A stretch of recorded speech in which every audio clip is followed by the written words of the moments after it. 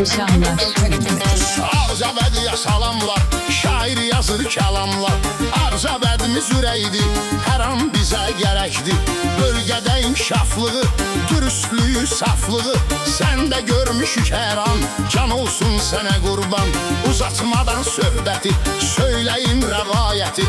Dayımız vardı Zeynal, görüb hər işlərin halal. Qoçaq idi, məğrur idi, mərd kimi məhşur idi.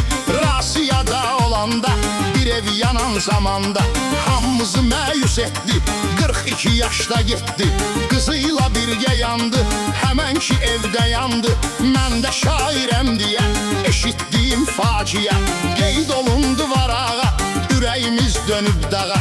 Heyf getdi rəhmətə, dözmədik bu həsrətə.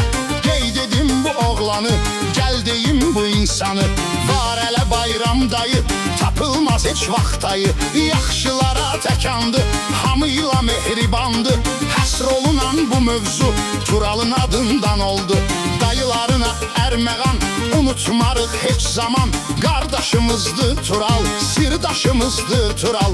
Ağcabədi ünvanı, həmişə sağ olsun canı. Var qoçaq oğlanların, at qoyan insanların. Elə biri də Turaldı, həmişə yadımda qaldı.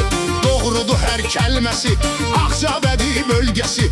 Sadə və mehribandı, candan əzizdi candı. Allah saxla hər birin, sözü bücürdü şairin.